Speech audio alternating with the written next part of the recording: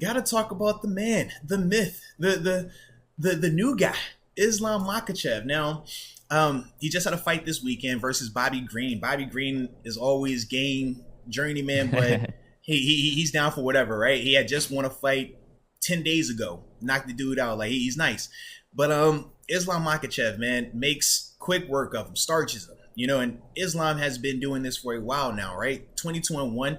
His only loss came by a TKO where he got caught, and it was still a questionable stoppage. I personally think the stoppage was fine, but he was not out. But the referee stopped him as soon as he dropped it. So people make the debate about that, but this is a dude, man. He is really reminiscent of a Khabib Nurmagomedov in terms of the Sambo style. Looks exactly like him. Absolutely, man. His grappling takes guys to the ground, chokes him out. Like Khabib is in his corner for crying out loud. Literally the beard and the buzz cut too. I mean, they look like identical, bro. And it's funny because you're like, oh man, Khabib dominated for how long? No one thinks that, once he leaves, that it's going to be another version of him coming right back out who's coached by him as well. So the issue, though, is when you're talking about Islam and where he's at, he currently sits at 5 on the power rankings for the lightweight. It's like, man, he really hasn't had to beat anybody in that top 5, but he's essentially in line to fight the winner of Charles Oliveira versus Justin Gaethje, which is going to happen in May when they fight for the light welterweight belt, and Charles Oliveira gets a chance to defend it. But people are like, man, why does Islam get this opportunity, or should he get this opportunity, or should he have to fight some, better competition? Because it's not that he hasn't wanted to fight better competition. It's more so been that guys have pulled out for injuries. Some guys just don't want to take the fights on short notice. It's a lot of that goes on. He was supposed to fight a guy named Beneil Dariush, who was a really good fighter as well. As a top 4 fighter in the lightweight division. But he got hurt right before the fight happened, and that's why Bobby Green had to step in. But now, because you see Islam dominate him, it's like, man, does Islam surpass Beneil? Does he, go ahead and just wait to fight for this belt, or should he have to fight some more, higher end talent just to see where he sits with this thing? Now, some of the names that potentially come up, guy like Conor McGregor, Dustin Poirier, Michael Chandler. Now, I'm gonna tell you first up. I'll tell you straight like this: if you're Conor McGregor, you do not want to fight this dude. I mean, it'll sell pay-per-views, but you don't want to fight this dude because he is a nightmare of a matchup for you.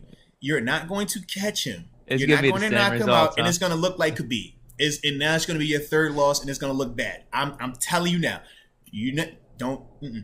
Conor, you don't want that fight. They're talking about it though, right? They are, because that's the big name. And right now, Islam needs a name. He hasn't fought a big enough name just yet. And even though he starts guys like Dan Hooker, he starts guys, like I said, like Bobby Green, he still hasn't had that high quality signature win just yet. Now, Conor McGregor, for a fact, would be that guy. But McGregor, listen to me. I'm a fan. Don't do that, okay? Michael Chandler, though, I think that's interesting because Michael Chandler has wrestling capability. He can punch. And I think that, versus a guy like Islam who excels in grappling and being able to take guys down and stuff like that, I think it could be a little bit intriguing. Dustin Poirier as well, because you remember Dustin Poirier, when he fought Khabib, he had a chance to beat Khabib. He had him in a submission hole, and Khabib just toughed it out and was able to escape. But for a while, it looked like Dustin was going to pull off the unthinkable. So that's why, for me, I'm like, I could see Islam fighting Dustin, but for Dustin just fought for the belt. So I don't know if he wants to fight Islam versus just waiting to see, hey, who wins between Charles and Justin Gaethje and trying to fight for the belt again. I don't know how they're going to play that since that fight just happened, like I said, a couple of months ago. But Michael Chandler is the one for me that I would really want to see Islam go against. I don't want him versus Conor. I think for Conor, it sells to be a big pay-per-view, but it's going to be terrible for Conor. Oh, especially with the connection to Khabib. Yeah. I mean, he's going to see him in the corner. He's like, oh, no. it's him again. Yeah, it's like, I don't even got to fight this time, though. Right.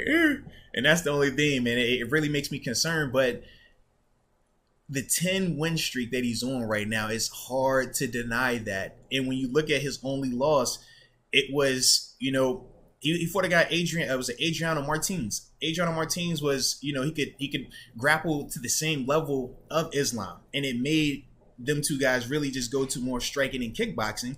But in that vein, that's where Adriano was able to catch Islam and just sit him down. And like I said, the referee jumped in as soon as he knocked him down. I think he would have stopped him anyways. But as a whole, it was just, you got that question mark around him.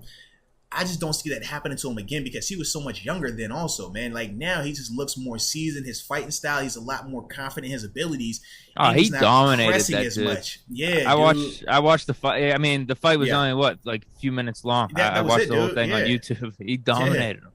Absolutely. And it's that boring ass Khabib style though. But it's so hard to beat. But it's no different when you watch a Floyd Mayweather. It's like people would hate Floyd Mayweather later on in his career, but it was like, man, you couldn't touch him. You couldn't hit him.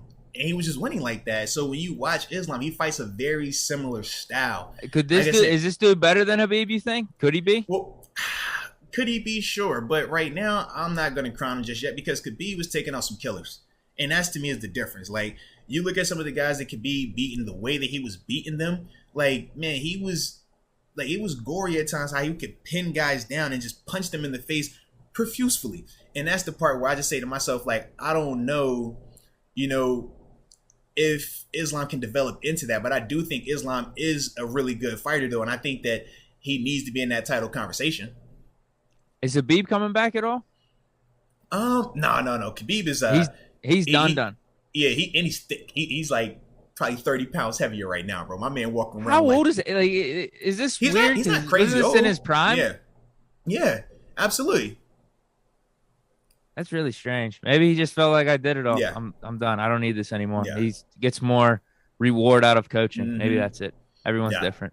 Well, and I know when his father passed away, that was a big deal for him too. He said, when his father passed, he really didn't want to fight anymore. And then he said, all right, he will fight one more time for like, as a promise to like his dad or whatever before he passed away. But that was like kind of it for him. So that's why I was like, I can understand him really not trying or really not having a desire to come back and train, because there's a difference between coaching and actually competing.